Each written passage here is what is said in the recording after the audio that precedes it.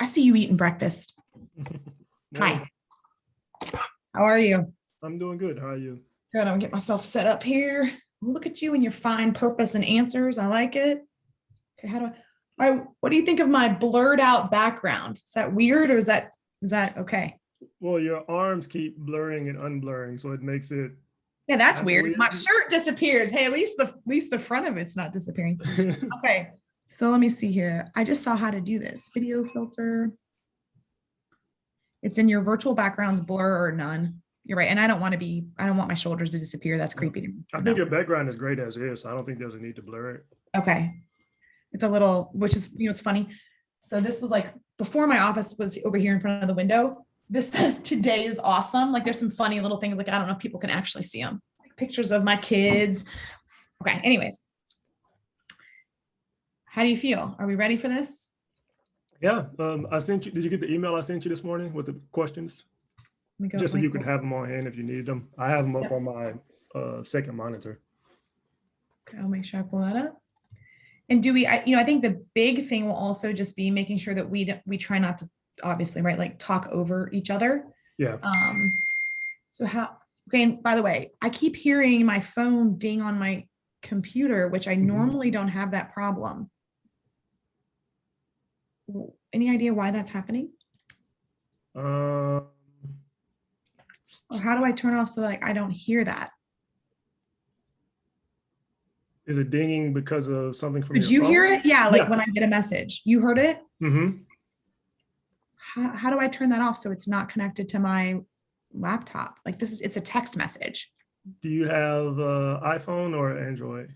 I have an iPhone. Are your iMessages open anywhere on your computer? I don't think so. Well, I'm just gonna close out of everything here. That's the only thing I could think of.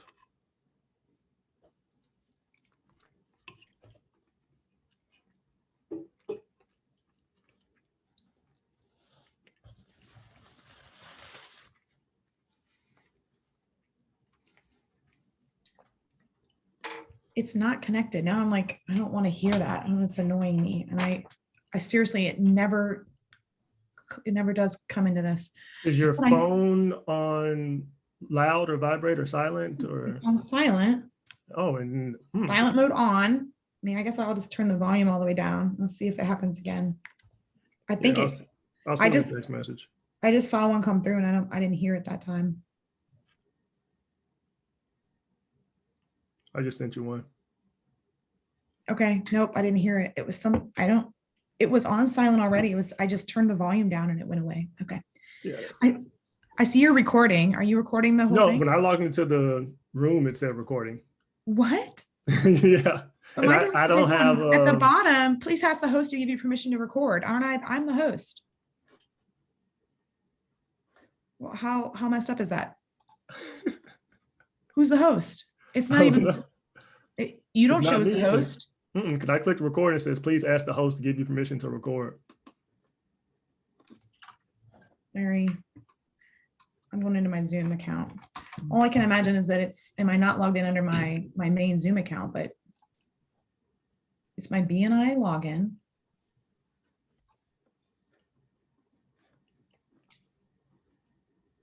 Sign in. Is there a waiting room for this so that people just? I did not set up a waiting room. Okay.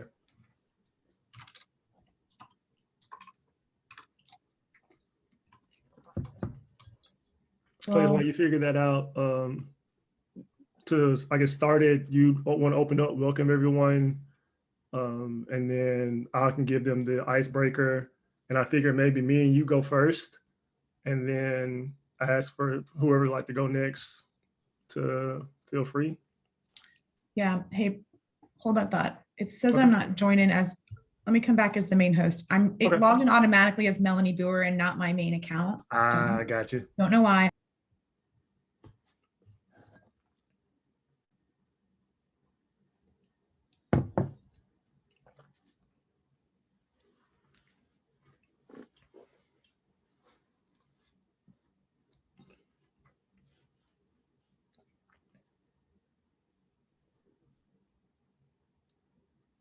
Here we are.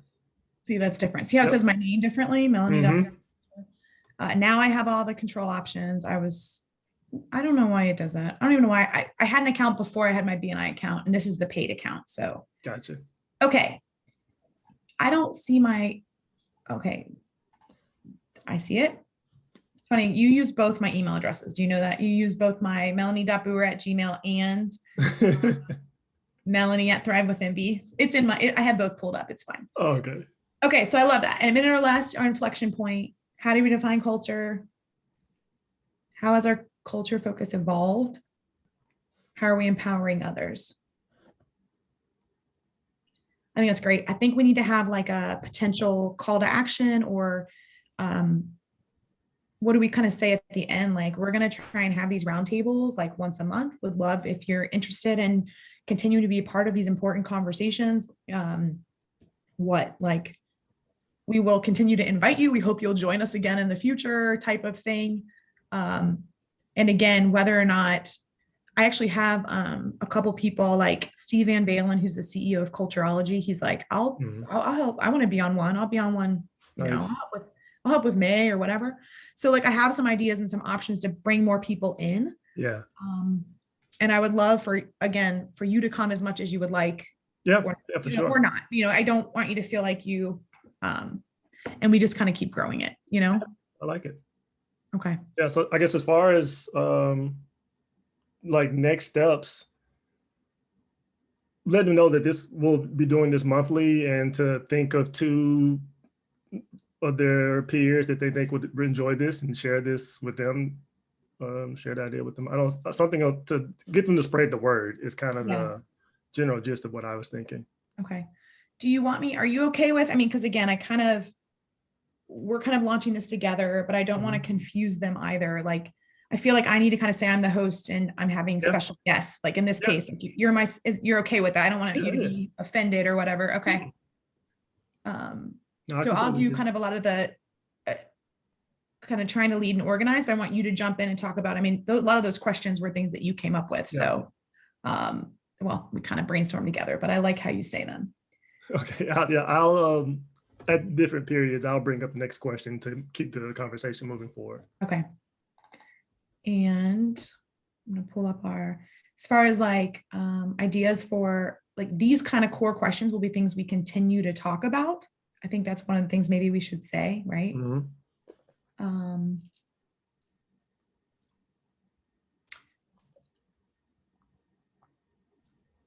Do we have a topic, or do we just want to leave it open to, we're going to be talking with leaders and talking about really, hot topics and what's most relevant as things unfold? Like, we can't predict what, what the next topic is going to be. Yeah. Kind of thing. Okay. Yeah. I think each month is going to adapt to whatever is something that needs to be discussed. And you could probably at some point solicit, like, are there specific topics that people want to discuss as things move forward? Right. I love that idea too. I see we've got Christine with us already. Hi, Christine. Good morning. Hello. Like, she's the early bird getting the worm. All right. So would you like me to take? Oh, she's muted. Oh, that's all right. Christine, you're muted. Sorry. We have another lady from my work, and she's trying to get in. So I guess she is having troubles with the link from her calendar. Is that the one you use though? Yeah. So can she use the same one? Yeah. Okay. I sent it to her. I'm here. I'm here. Okay, she's here. It's the weirdest thing. I keep getting like cyber attacks and error messages and do not click here. Not sure what's going on. Yeah, that's weird. We didn't, and it's funny because I didn't set it up with any specific restrictions. I know we asked people to contribute, that kind of thing, just so people would actually make sure that they're here. But it was one of those where I was like, I just want people to be there. And I didn't lock down I sent it to that core group of people. So I'm assuming we're not going to get any spammers. That's basically how this is going to go. Well, here. there you go. Thank you. Can you update your name on yours? I'm sorry, I don't know which. My name is Imana Kirby. Let me see if I can. The little 3 dots on the top corner, you can usually rename. But good morning. We're happy. Good morning. Sorry about all this.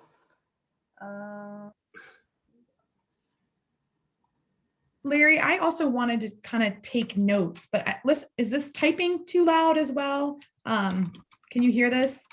Yes. Too loud for taking notes? I don't know if it's too loud, but I can hear it. I think Christine's saying she doesn't think it's too loud. You know, Christine, do you think it's too loud? Is that one too loud? It's probably quieter on my laptop, but that's quieter than what you're doing. So my husband's always like, why you got that clanky old keyboard? Why don't you get a better one? I'm like, because it's just how I'm set up. It works. So I told her, I'm like, so you want me to invest in the really expensive keyboard? Is that what I'm hearing you say? I'm gonna take that to the bank. Okay. All right. And I see Joe is joining us here. Yeah. Good morning. Hey, Joe.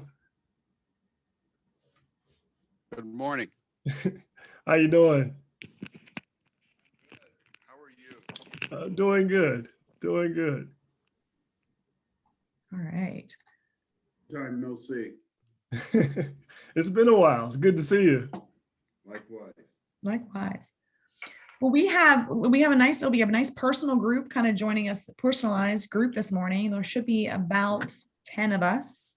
We'll see if everybody can still make it on. And I had a lot of people, not a lot, I had a handful of people say it's just bad timing. Like I need, I really want to be there. And so I did tell them that I would make a recording and I would take some notes. And that basically if they're going to make a donation to our charity of cause, Larry, which I don't even know if we officially decided who that was going to be. We'll follow up. We did. We would make it happen. So. All right. Well, I am a note taker, so I probably will take notes and just try and keep my typing volume down if I can. Okay. We're going to give everybody a couple more minutes. And actually, I'll go check and make sure people can get in okay, just in case. Okay.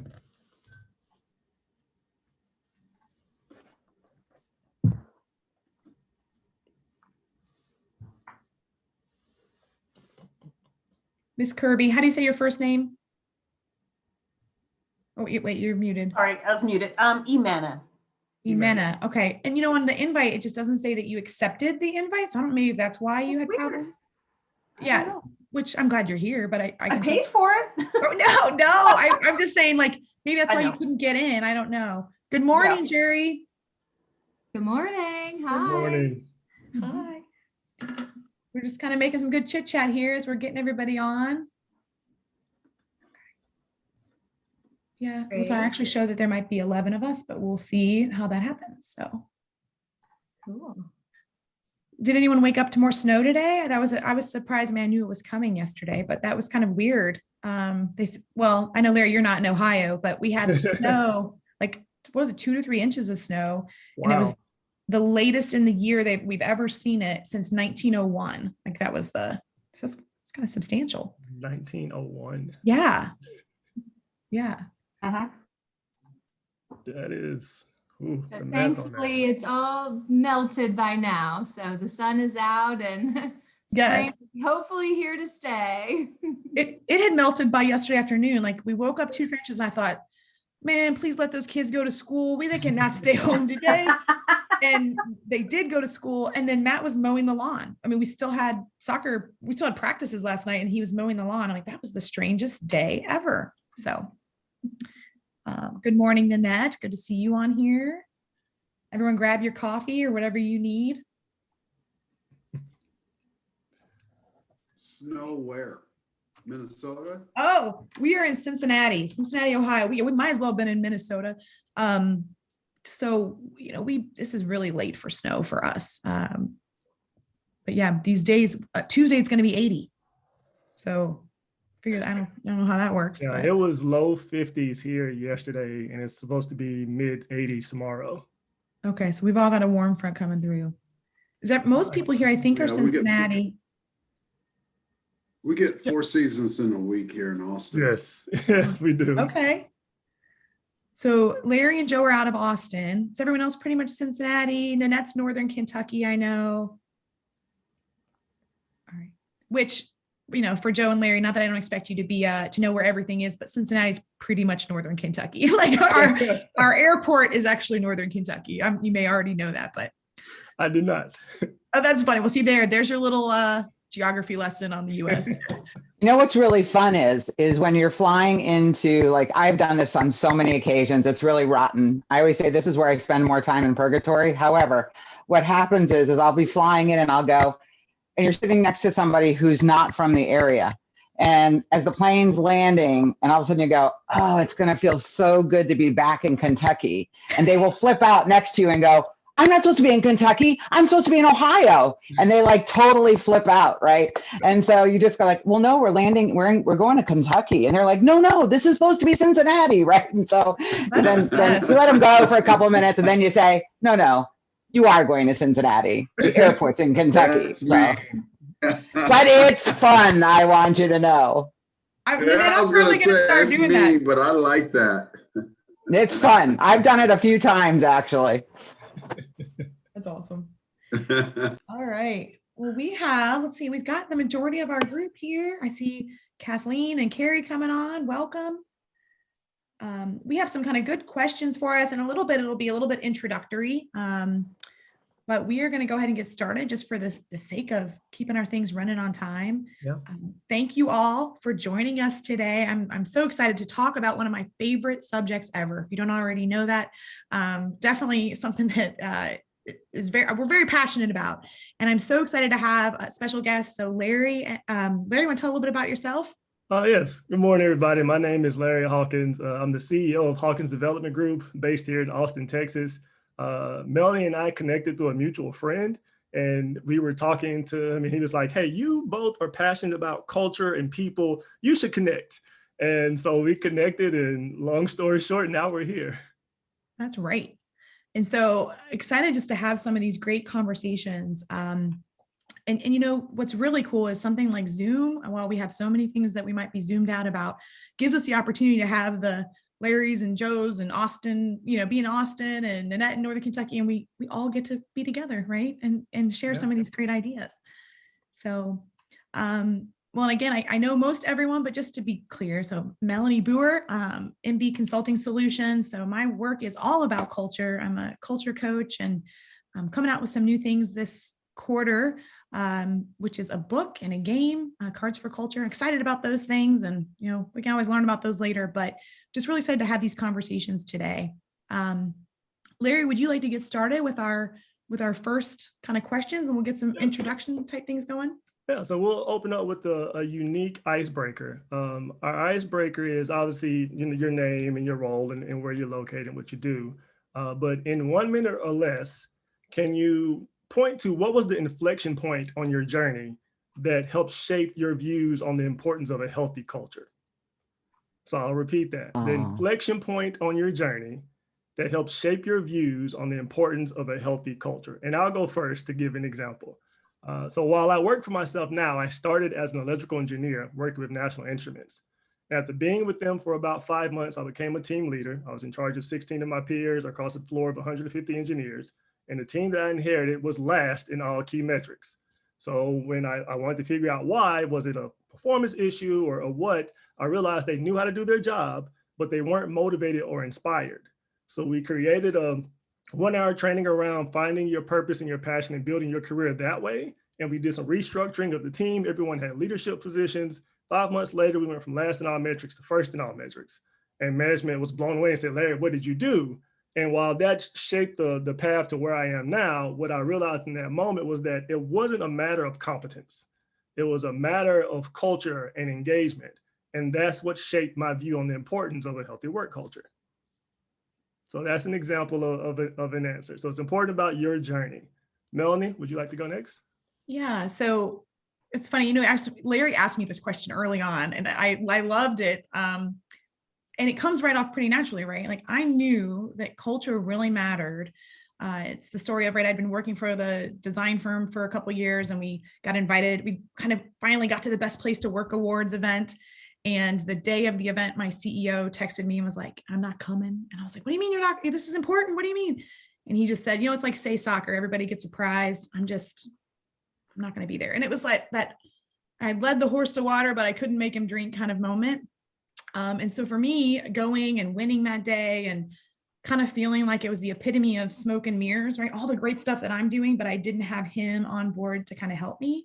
That was that moment of, I don't know if I can, he's not a tiger whose stripes I can change, right? But I had that moment of, I know there's lots of good people out there who really want this, and I'm going to focus on them. That's where I'm going to focus my time. And that was actually the aha moment to start my own business. So 5 years ago, right? The approach was always, let's become a best place to work. And how do we do that? How do we make that happen with great practices and good people?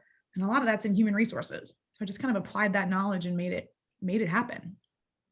All right, I'll move across. So Christine, you're next on my list. Oh, sorry.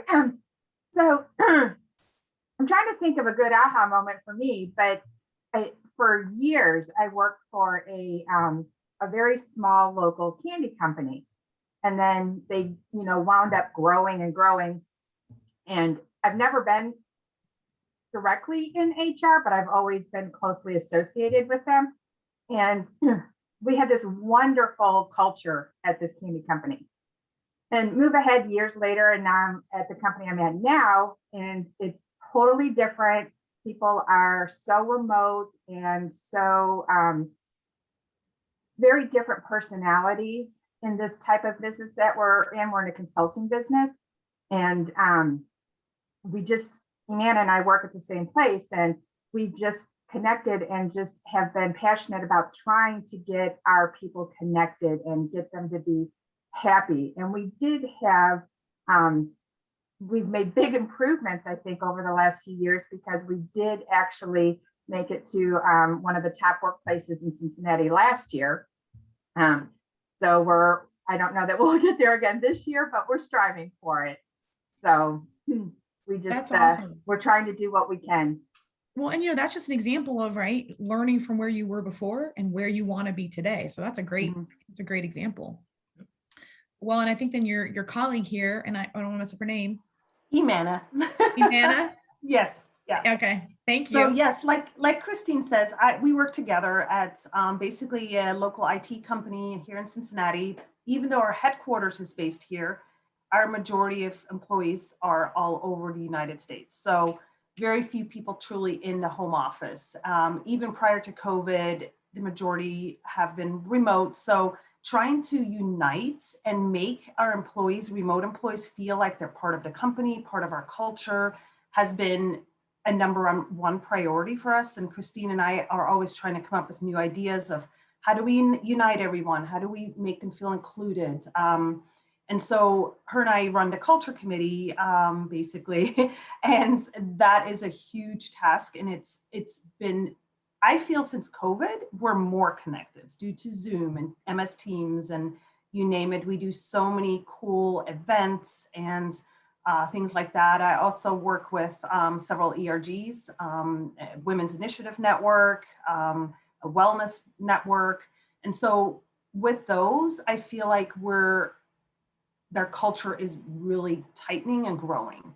And it's been awesome. So I appreciate Christine's help. She's been a humongous help, and it's been great. So well, and sometimes it's just good to have a partner in crime, right? Where that's right. That's right. Two brains going, and this is why we need it. This is why it's important. So I think that's great. Right. Wonderful.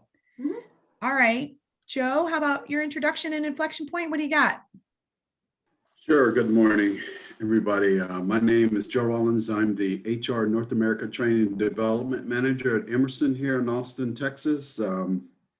Actually, we're right outside of Austin, about 10 miles in Round Rock, Texas. My reflection point was, I've been with Emerson going on 14 years this year. I started with Emerson in 2007 as a HR manager in a manufacturing facility, and I wore many hats. And one of my hats was safety, putting a safety program in place.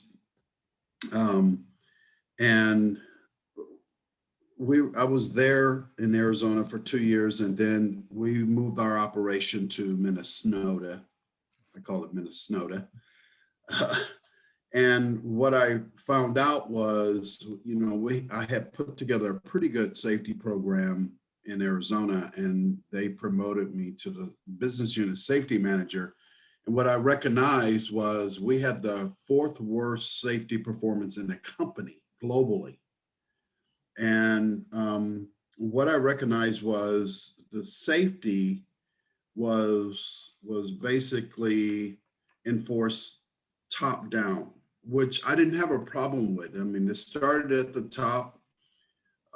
It was the leadership basically set the tone at the top, which created the culture to the people that were working there. They own it. So when I took over the program, I wanted the people at the bottom up. I wanted to go from the bottom up. So I revised the culture to where people who worked in all of our manufacturing facilities, all of our project management facility, where there was some ownership, because safety related hazards are about 99% behavioral related and preventable. I wanted them to understand that they own it and they can change the culture around, their values of safety. And so within 10 months, we came from having the 4th worst safety performance because the mindset changed. 4th worst safety performance in the company to having the best safety performance. We fell in the top 8 within the company within 10 months. So we changed the culture because they owned it versus it being trying to be managed from the top. So that was a journey for me, just to see how people, shifted their attitude of, well, you're the safety manager, fix it, go fix it. And I'm going, well, I'll be the safety sheriff. You guys be my posse, and let's let the posse take over this, and we'll do this collectively and own it ourselves, but starting with each one of us, so that was a huge cultural change and journey for me. And I was just really excited for everybody who participated and was on the team, on board to that vision that I had. Joe, that is great. I mean, how many times, I don't always get to hear about the culture relationship to safety. And that's an amazing example. I'm proud of you. And Thank you. A great testament to good culture and tying it to those Absolutely. behaviors. Very nice. Okay, next, Jerry, have you next? Well, good morning. I'm Jerry Morgan. I'm the Chief Experience Officer at a company here in Cincinnati called SentryLock. We're a real estate technology company, and I've been with the organization for 7 years and am responsible for the employee experience and our customer experience.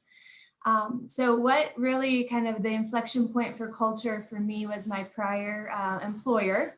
We had an amazing culture, and like Melanie, we're at the best places to work celebrations and we're nominated locally. And then we went through an acquisition. And so similar to what Joe was talking about, the new company tried to force their culture onto our organization, and so tried to take this top-down approach with the new CEO, and it just wasn't working. You needed to listen, respond, and engage the staff to mold the culture that is right for that workplace.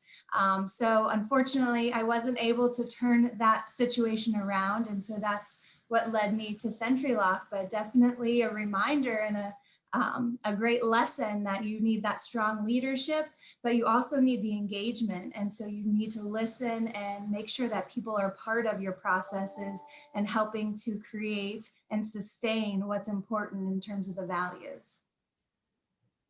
Nice. Very nice. I love that. Thank you, Jerry. And great to I have love you. that title. Yes. Chief Experience Officer, was it? Yeah, Chief Experience. Well, and Jerry, and how close, right? Like the idea, right, that how we treat our customers is also very tied to our employees, right? It's kind of like, right, what they say, like feed your employees and you'll never have to think about your customers and because they will take care of your customers for you. I love that. All right, Miss Corinne, you're next. Good morning. Good morning, everyone. My name is Corinne Widmeyer, and I am the HR department of one at a local third-party logistics company here in Cincinnati. So our team is right around 45 team members strong. So I'm very much so an HR department of one. And I would say that since I have been with this company since graduation for the last almost 5 years now, our biggest shift being a small company was definitely COVID. We were very grateful that we were able to remain open, but we did have a couple home departments transition, or I would say some core departments that transitioned to work from home. So it was not only new for them, but we are a very tight group, being that there's only 45 of us. So being able to still manage that connection and engage our team members that were from home, the 5 or 6 of them that have been there for the past year, it was an interesting shift. It wasn't necessarily something that was a challenging part of an HR department of one role prior to COVID kind of shifting things up. So it not only challenged myself to be an HR professional that thinks outside of the box for their team, but to make sure that teams are able to work well together. We had one entire team move to work from home, and it completely adjusted that dynamic of that group too. So it's been an interesting time, COVID in general, but all of the other shifts that have come out of it as well. And being able to provide a really strong culture coming out of COVID as we welcome new team members is hands down still our top goal. So it's been interesting, but it's been a good challenge. Good. Thank you very much. Miss Kathleen, you're next. Good morning, everyone. Kathleen Crawford, nice to meet you. I'm with a local firm out of Cincinnati, but we're headquartered out of Chicago with presences all over the United States called the Larry Group. And we actually work in the benefits space. I'm a benefits consultant for mid to large size companies. And my tipping point of when this really became important was probably 7 years ago when I met a Melanie Booher, who was a culture coach. And I connected then very succinctly, and it's kind of like I relate it to wellness and preaching the benefits of a wellness program to our clients. It took time to kick in, and we were ahead of the curve talking about it for 10 years before anyone was like, okay, this really would make a difference in our culture and our health. And so just like that, meeting Melanie took some time for me to finally understand how much benefits and culture impact each other. And to Joe's point about safety, they all go hand in hand.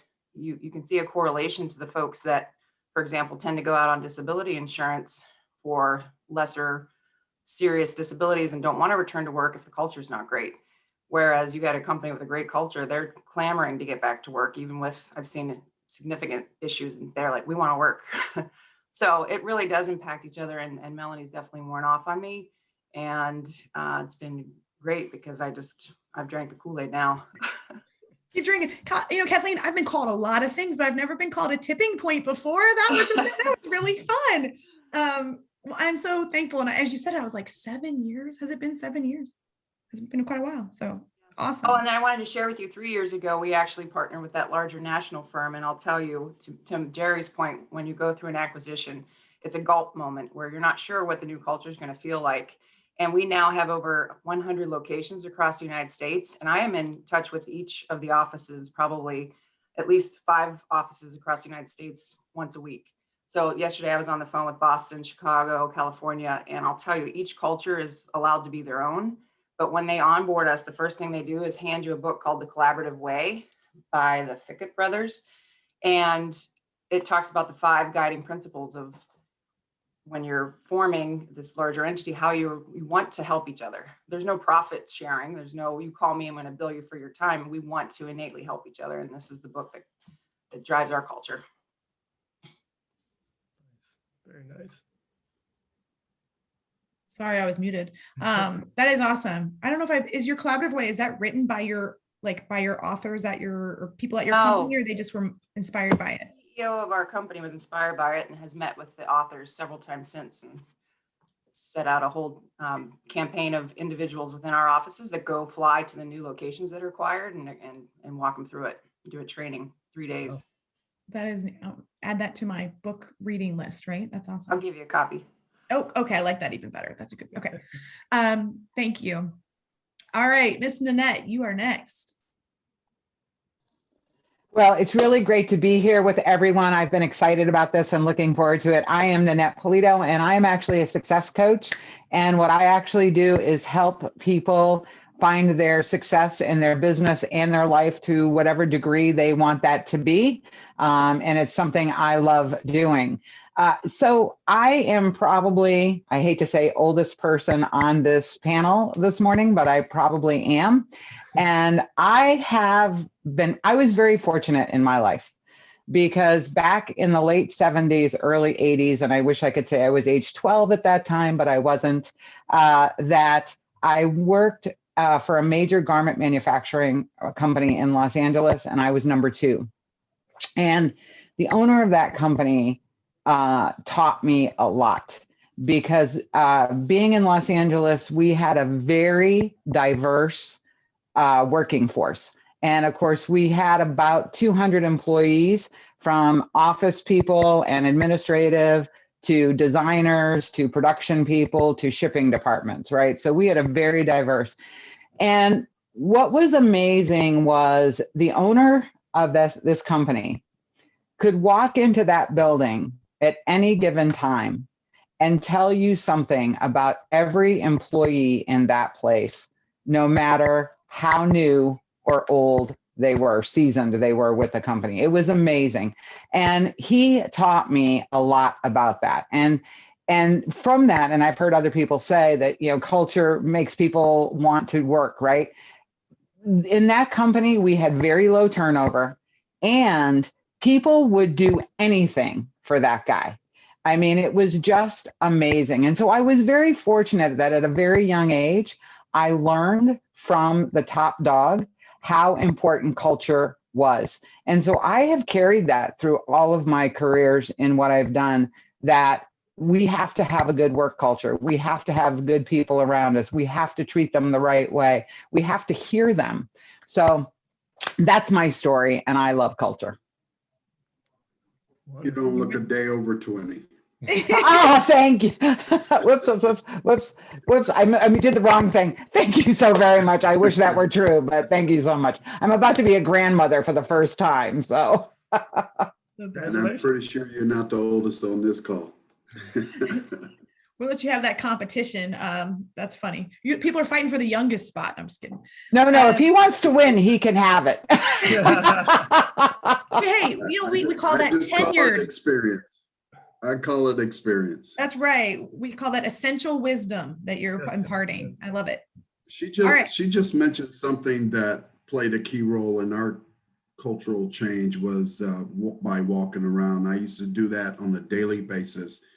SBWA, safety by walking around, and I got to meet everybody personally, and that created the trust level, a foundational piece to where folks say, well, you know, he truly believes in safety first, and it was a value, like I said, and it was a collaborative effort.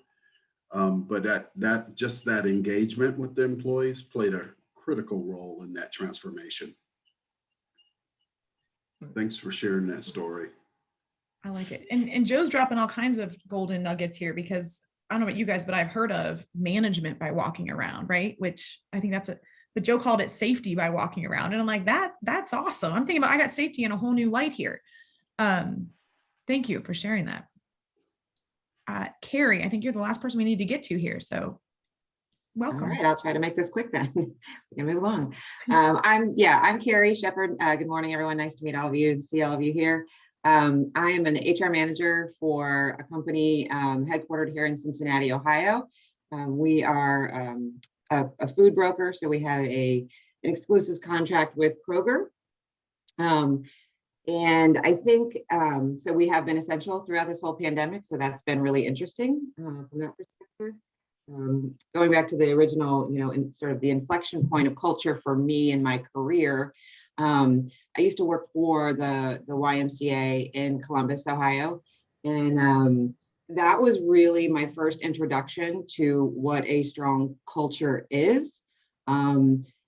and the impact that it can make, not only on our employees, but also on our community as a whole.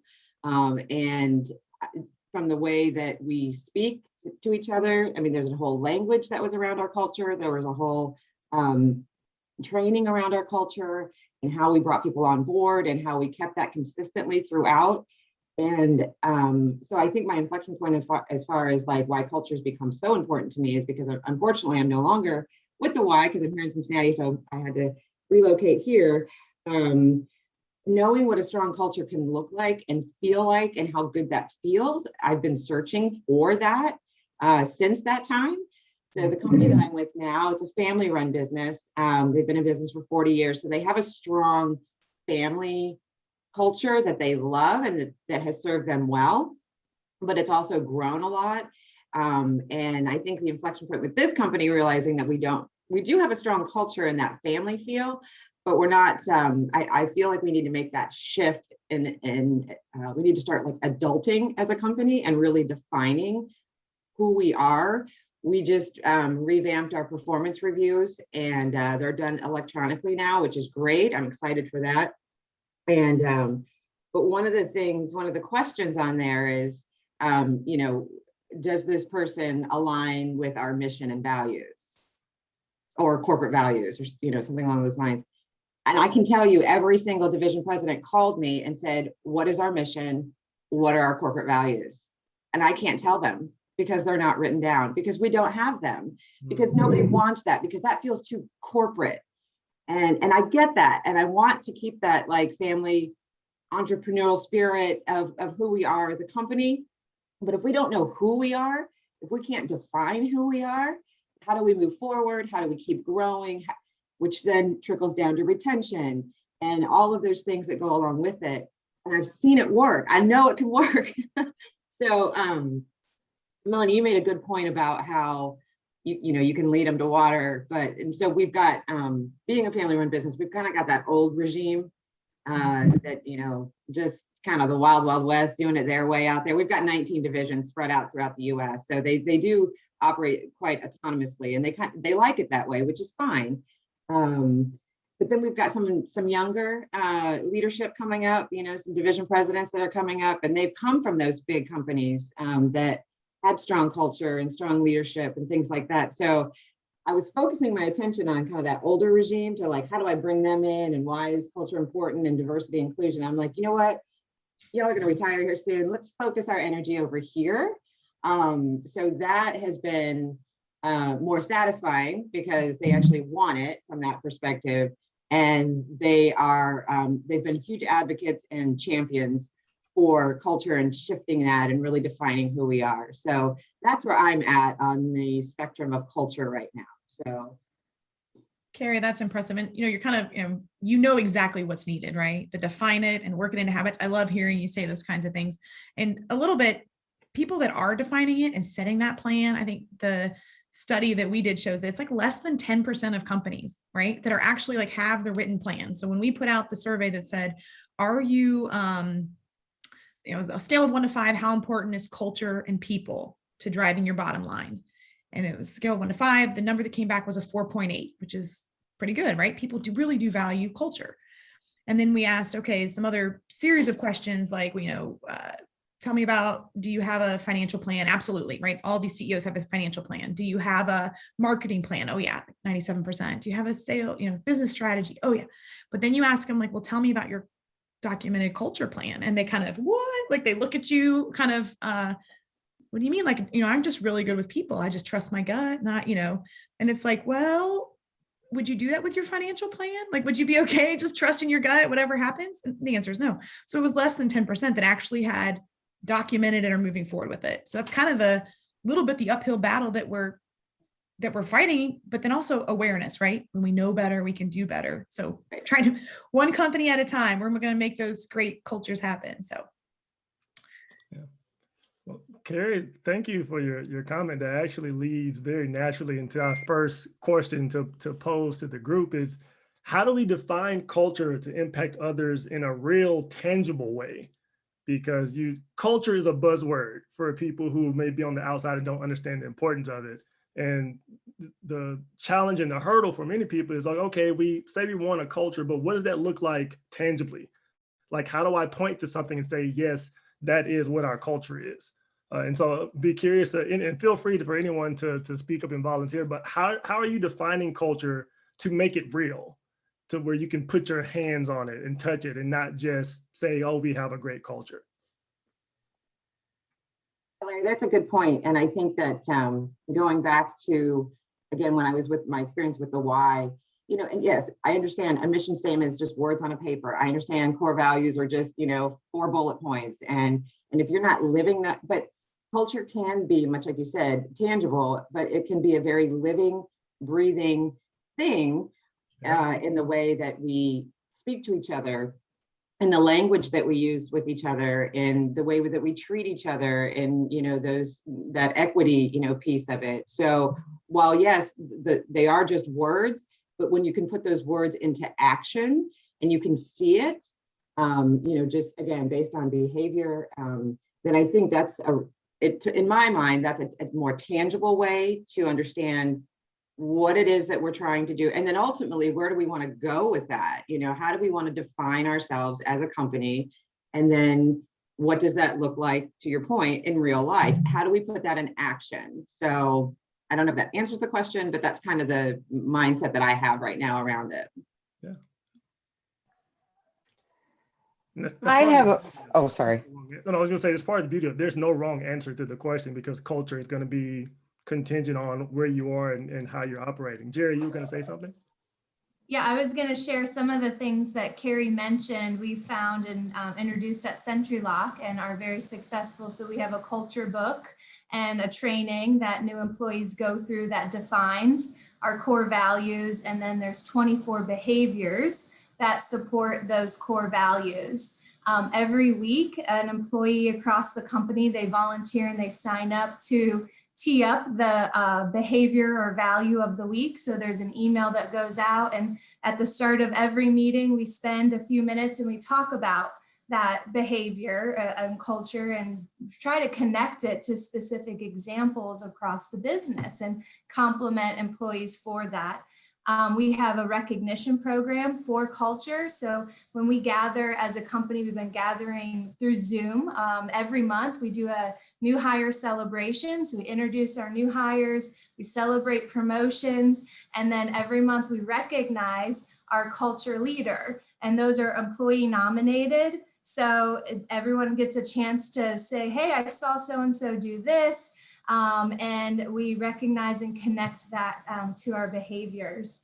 And then I think the other thing that we've done to really bring it to life is we created a culture team that interviews external candidates. So we're very intentional and thoughtful around culture-based interview questions. And so they go through an interview and they ultimately, in order to extend an offer, we need our culture team saying, yes, this person would be a cultural fit, and making sure that we have that endorsement and support for new people joining the company.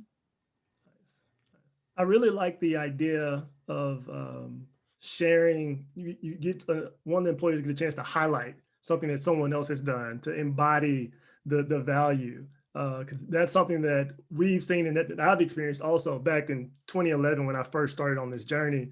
When we restructured the team, one of the key values that we centered ourselves around was teamwork. Because it was a customer support environment where you're supporting other engineers and scientists. And so you're dealing with very challenging issues. And while you may not always have the answer, you knew you had a network of people around you. And so it was always made a big deal about when someone was like, hey, I've got a problem, and people are racing to like, okay, can I help? Because they know that when they have a problem, the other people are going to be racing in to help also. And so each week you'd have I want to highlight Bryce because Bryce came in, in the clutch for me when I was struggling with this issue. So celebrating and not just saying, all right, we're going to paste teamwork on the wall and that's our culture. Like you said, you have to live it. You have to celebrate it. I think the behaviors that you celebrate will be replicated. And if you're celebrating the right things, then that's going to permeate and continue to grow. Absolutely. Anyone else have some examples of how you've been able to make culture real and tangible? or maybe some challenges you're having with trying to make it real and tangible? I think one of the things in culture, one of the complaints you have from people is in the workforce, and again, I'm going back to my older days, but one of the things is I wasn't heard. Nobody's listening to me. And I think that one of the things that you have to do is make your workforce, your people, no matter where they are in the spectrum, when they have something, they're bringing it to the table, that you make them feel heard. Not that you just listen to them and dismiss them, but that you heard what they said and even maybe moved it forward, even if it doesn't come true.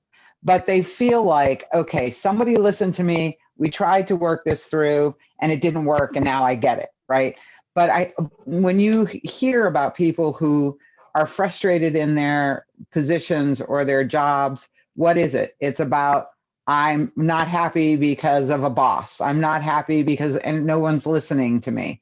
So I think it's really important to create a good culture is you got to make people feel heard. Yes, yeah, absolutely. I agree. That is more important than anything, because if they feel like their voice doesn't matter, then that's automatically igniting the path to disengagement and eventually leaving the company, because why stay somewhere where you don't feel respected and valued? Absolutely.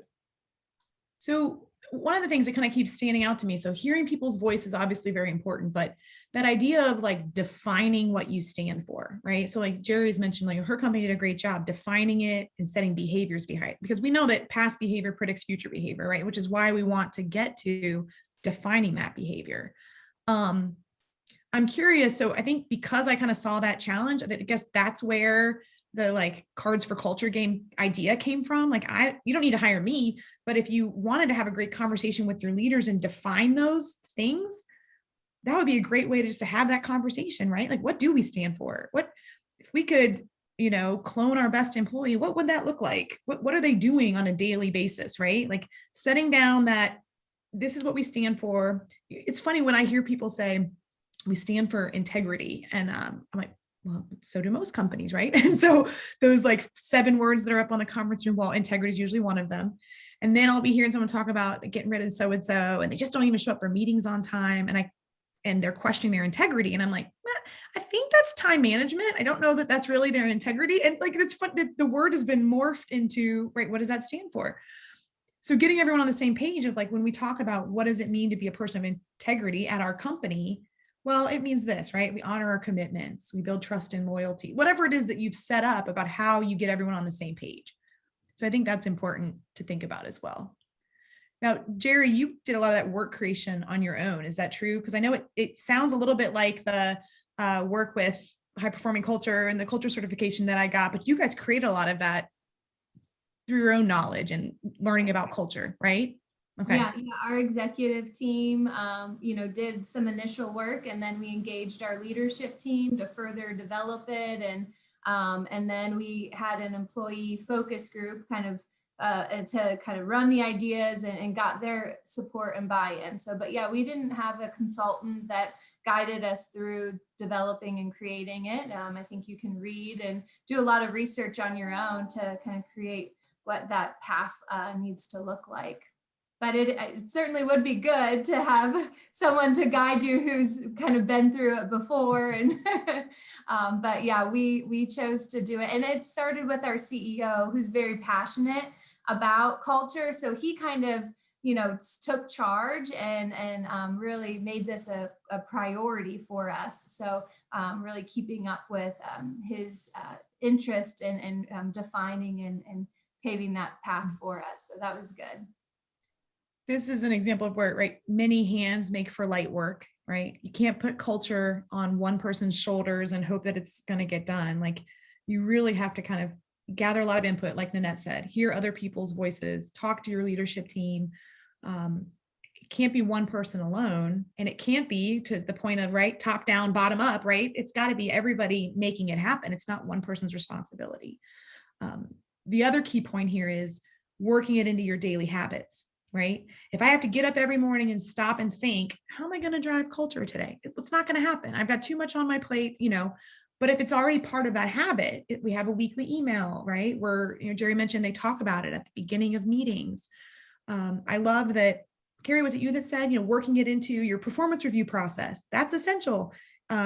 Interview questions, right? If I say we stand for great customer service, and yet when I interview, I don't ask a question about, tell me how you deliver great customer service. Give me an example of a time you delivered it.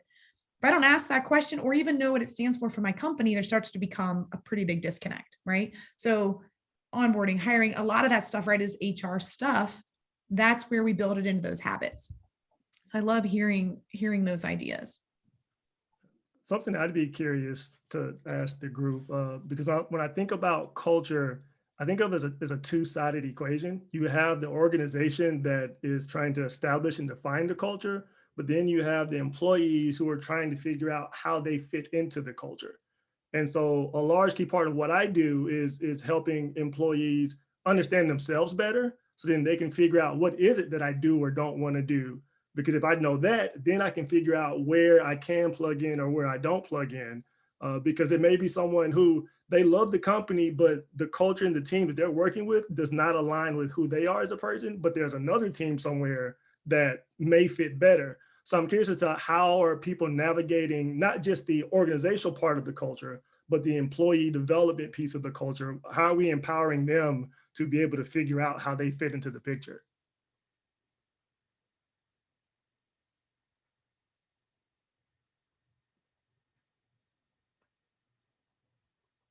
Are you asking for a specific, like tactical, like what are we doing to get the employees? Anything that anyone may actually be doing now to help address that, because I think that's something that we could all use and learn from, because it's a key piece that is often overlooked when you're thinking about defining an organizational culture. I think my mind goes right to, and again, you guys jump in, but right, we talk a lot about baseline, maybe exit interviews. Why are people leaving? What's happening? And that's reactive, right?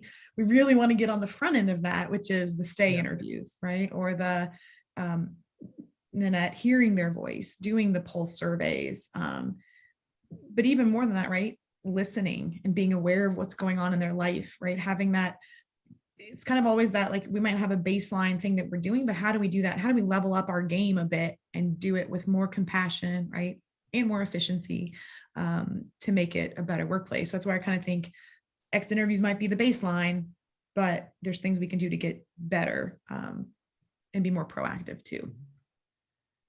I liked what Carrie mentioned too around the performance reviews, especially if you have a self-assessment that the employee can reflect on, how do I connect or share an example, or maybe one of the values or behaviors that they want to work on, what's something that they want to strengthen. And so that could be pretty powerful to get them to think about and draw those connections, and then creating a development plan, letting them shape what their future looks like in the coming months. That's a great point. And Jerry, you're almost even kind of asking, you can ask the employee both ways, like, what are some values you think you really bring to the table and shine, right? And then that difficult, challenging side, where are some areas where you can do better? You said it so nicely, Jerry, right? What are some areas that you would like to strengthen or that you're really crappy at, right? Well, we know what you mean, but how do we do that? And how do we help them build to that? So absolutely. So Jerry, I missed Larry's question that you said before folks started answering. What was your question again? What was the question? Is how are we enabling employees to improve their self-awareness and growth, to be more intentional of how they're figuring out how they plug into the culture? Because most employees, they're just doing what they're told or going to the next thing. And I found that anytime I challenge someone to ask, like, okay, what is it that motivates you? What are your 5 values? What are you passionate about? It's like a deer caught in the headlights, because no one's asked them to ask themselves that. Because typically, your employees, they have a family and friends and other things they have to take care of. So putting focus on themselves is not a higher priority. And so I was just curious as to how organizations and how you all in the work that you're doing, because clearly we have people who are passionate about culture. Like what are we doing to enable the employee side of embracing the culture? So now that, Jerry, to your point about the performance reviews, now we're kind of going through them now and seeing themes and, and then, so not only do we have performance reviews, but now we're moving to goals. So employees are able to set goals and then tie that to, and not just, I want to stock 10 more shelves today instead of, whatever. Going back to the SMART goals, they have to be tangible, they have to be real and measurable and those types of things. So as we're starting to get some of the goals and goal setting coming in, and the other thing is that our employees can tie those goals to the division that they work for, so the division president. So they're working kind of in tandem, like aligning themselves. So it's really interesting to see kind of what's coming out of that. So I think we're kind of in this weird social experiment of, what are people thinking? What are their goals? That's not actually a goal. So let's rethink that. And, but it allows us to have an opportunity from an HR perspective and from a management leadership perspective to really engage with those employees to understand, what they want or where they need to improve, and then just to have those real conversations. Because to your point, Larry, no one's really talking about those things. It's like, I just go do my job and then I get paid and then I do it again the next day. So how can we tie those things together? So there is a bit of a shift that's happening. So again, it's at the very, very beginning. So I'll be curious to see what happens. But I think that's one way too, is talking about those goals, making sure they understand what those are, and then how that can improve not only them as an employee, but how they work within the company, and maybe it'll start defining kind of who we are as well. So I'm really curious to see what comes out of that. Can I add one of the 6 principles that our book and our collaboration is based on? The first one is listening generously. And just hearing all of us speak today, it sounds like everybody just wants to be heard, and we don't do a very good job of actually listening.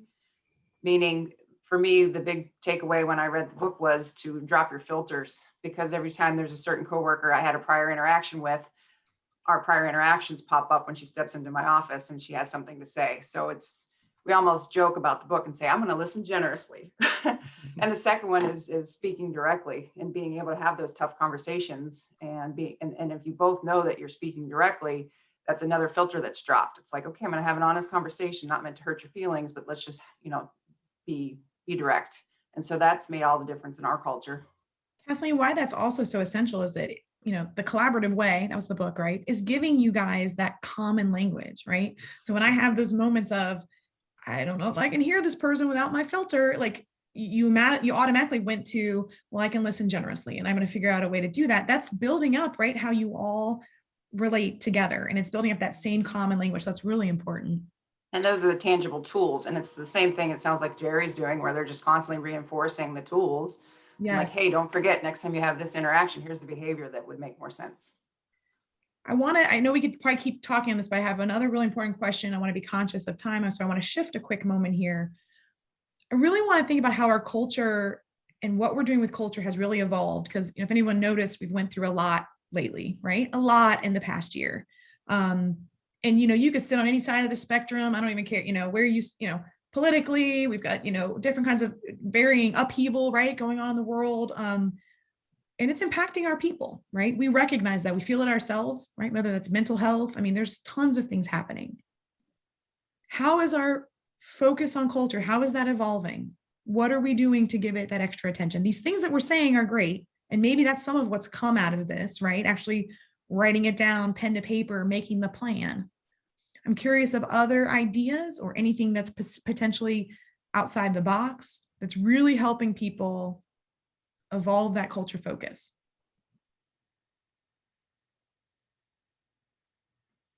Don't all speak at once.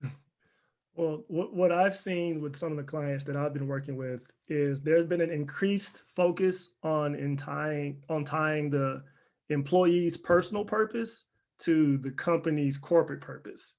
Because if I can't see myself in the vision and the purpose of the company, then my ability to be engaged and enthused and motivated by it is more difficult. Because it starts with what motivates me and what do I think my purpose and my passion is. And then once I figure that out, then, okay, what does that mean in the bigger picture? Because, over the past year, especially as we're going remote, like a lot of the heavy lifting for culture was done because we were all in person and interacting with each other and able to see it. But then once we go remote and we're having to be even more intentional with how we interact and how we engage, it's even more important to be able to see myself in the bigger picture. And so a lot of work that I've been doing is helping companies and their employees self-identify, like, what is my purpose and my passion? And then tying that to the company purpose, and then empowering the middle managers to make that connection. Because if your frontline managers can't articulate how what their employee does fits into the bigger picture, you're going to lose somewhere you lose the connection and the excitement along the way. So that's something that I've seen a heavier focus on, especially over this past year, being that we've got to be even more intentional with our engagement and our interaction, because we can't just rely on the water cooler talks because we're not in the same areas anymore. Larry, is that in the form of, is that a workshop where you're helping do that, right? You mentioned like helping them self-identify. Is that the form that you're typically doing? Yeah. So it's been lunch and learns and workshops, and it depends on the scale. So there's, we've done 1 hour lunch and learns for, I think, National Instruments was one that I did last October. They did a global employee appreciate lunch and learn. It was just a 1 hour session about some key points on motivation, values, principles, and purpose. But then once you expand from there, you've got, 4 hour workshops, 2-day workshops, but it's all geared around how do I integrate with purpose in a way that resonates both with me and with the business outcomes. And then gives us, again, going back to that common language. If we're all using the same common terminology, I can now talk about my individual passions and not feel like, oh, this may be kind of weird because we don't talk about this here. But if everyone is doing the work, then a common language goes a long way. I think that's made a big difference for us. Larry's brought that workshop to our company. I'm sorry, go ahead. Oh, you're fine. It's tough across technology. But to go back to what Carrie had mentioned, we're doing something similar in the performance review piece of having 2 personal goals, but also 2 professional goals. Not only having 2 of each, but how do they connect? And a part of our onboarding for not only our full-time team members, but even our co-ops each semester, we kind of have a mentoringship, coaching aspect of onboarding, because onboarding isn't just the first week of your time here. And all those individuals read Simon Sinek's book, Start With Why. That's a big focus on our culture. I'm sure this is not the first time that all of us here have heard of that book, but it does help people really connect to why do we do what we do. And so much for us, as a third-party logistics company, we are moving trucks, but that's what we do. That's not why we're doing it. So to have individuals be able to connect themselves with, why am I doing this every day? What is not only Bridges' why, but what is my personal why, and how do they connect? Yep. And we did that pre-COVID, but even continuing through COVID, being able to welcome on new team members and things, it's even further shown how important it is to be able to connect the 2. And I got to tell you, oh, sorry. I was going to say, Larry has came to our facility and done several of these workshops, including some of our leadership workshops. And as Larry can share with you, our environment is mostly engineers. So our engineers, just their thought process is a little bit different that's than the norm, right? And so his workshop created so many aha moments for them. And they're like, back to I now understand my why. Just back to this young lady's comment. This is where I need to pause a second and go back and redefine what my purpose is and what my why is. And then from there, how do I have an impact on the business outcome based off of that? So, I can't wait till we get him back on our campus and we're able to do more of that, because we're going through a huge cultural shift right now, because we have a new CEO, much younger than the one that just left. And he's changing, as an example, the working from home. The previous CEO says, everybody needs to get back to work, during this COVID situation. Everyone's like, you go right ahead. I'm not going anywhere. And the new CEO says, we've met our business performance goals working from home.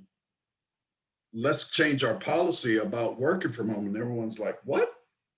So Anyway.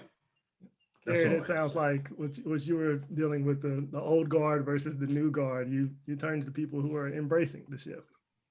Yep. What I I'm, just want, oh, sorry. Nanette, go ahead.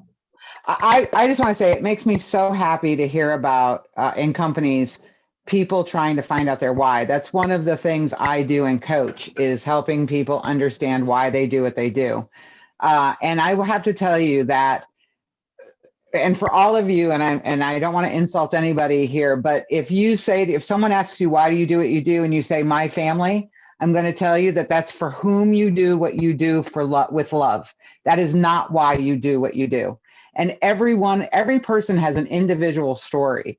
And so in the culture of your company, if they really truly know their why, they can then personally tie it into what they're doing. And it will totally change the way they think about the role they're playing in the company, how they communicate about what they do in that company, and they'll bring a passion that they didn't even know they had to that workforce every day, which can really help change the culture. But not only that, it can help people understand, especially when people start talking about their whys to each other, because Melanie might behave a certain way or do certain things.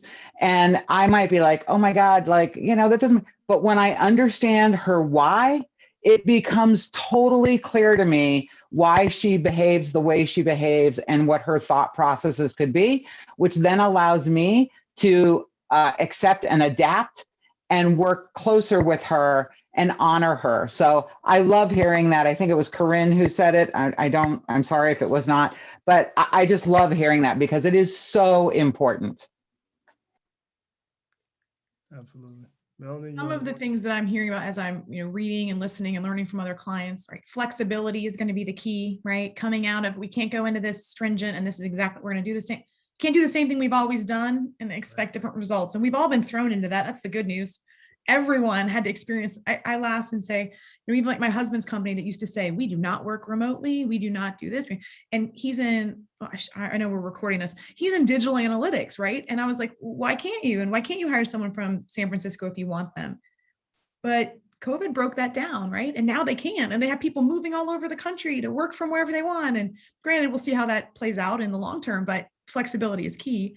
And the technology shift, right? So our shift in technology, I used to have to coach employers about getting rid of your paper systems and moving to an HRIS. And it's like, okay.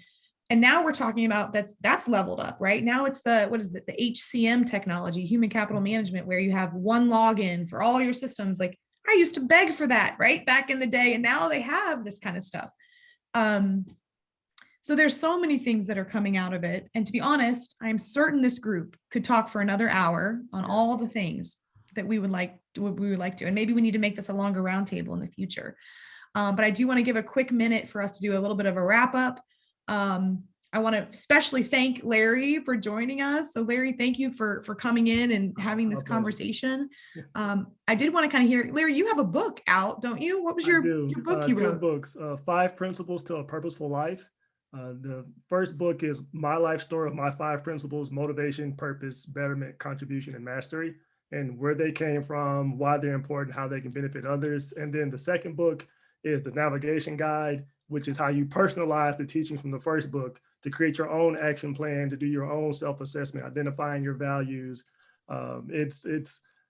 It came out of my journey, and I've been able to use that to help others identify their purpose and figure out what is it they want to do with their career and be more engaged. So yeah, thank you for bringing it up. It completely flipped my mind because I get so excited talking about culture that I was just like, let's have more conversations. I know. And I wanted to make sure I, at least mention that, because I think that's how we kind of found each other. And I mean, it's more our connection who connected us, but I love hearing about that. We are going to have future roundtables. We're kind of, we can't predict what the topic is going to be because everything's constantly changing, but we know it's going to be about best practices and how to move things forward. So would love for you to consider joining us again, maybe pull in some other culture leaders, right? Because while we do say, right, the light hands or many hands makes for light work. I said that almost backwards. That's how we grow too, right? Many minds makes for new perspective, right? And new ways to kind of look at things and view things. So I can hang out for a few more minutes, but I completely respect if you need to go. So don't feel like you need to continue to hang out. Are people willing to leave their contact information in the, so we can connect? Because this has been a great roundtable. Yeah, and if people don't care, I mean, I'm also okay with kind of just sharing I took notes. I was trying to press mute so you guys couldn't hear all my typing, but I'm happy to share my notes and people's email addresses. Is that okay with everyone? If it's not okay with you, send me an email right now. I'll make sure I ask Jerry if you'd like to be confidential or not share your email address. But also remember, just even connecting on LinkedIn would be ideal, right? Like how can you connect with people? Contact info in the chat, so I think she's on board also. Okay, good. I love that. Melanie, all right. Corinne, what'd you say? When does your book come out? Oh, you know, like the editing process is some serious stuff. Larry, you probably could have given, I needed more of a, I'm in round 2 of editing. In my mind, I've said June 1st. So Corinne, I'm not, that's the first time I'm saying that publicly. So I won't hold you to it. I'm very excited. Thank you. In the game, I was working on the my attorney was working on the copyright, and I'm just getting the go ahead that I can start pulling the trigger. So gonna get all that kind of going and see how many more great cultures we can create. That's the idea. So absolutely, that's very exciting. All right. Well, thank you all so much. This has been a lot of fun. I really enjoy talking with everyone. I do have this recorded as well, so I don't plan on publishing this because this was a private event. But I had one person who paid to attend and said, "I'm just paying to attend, so you'll send me the recording." So that's what I'm going to make happen. But thank you all so much. We will plan to be in touch. Okay. Thanks, everyone. Thank you. Thanks, everyone. Thank you all.